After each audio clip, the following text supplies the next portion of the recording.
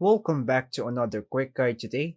We'll walk through how to make your Facebook private so only friends can see. Here are the steps to make your Facebook private so only friends can see your posts on Android. Open the Facebook app, tap the menu icon in the top right corner, scroll down and select Settings and Privacy. Tap Settings, scroll to the Audience and Visibility section. Tap Posts.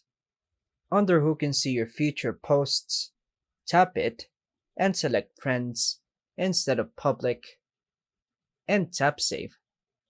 Tap View on Limit Past Posts and tap Limit Past Posts to make all your old public posts visible only to your friends.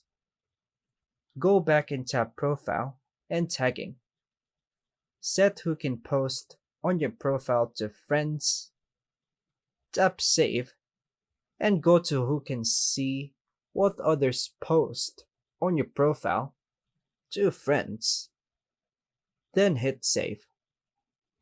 Turn on the option to review posts you're tagged in before they appear on your profile.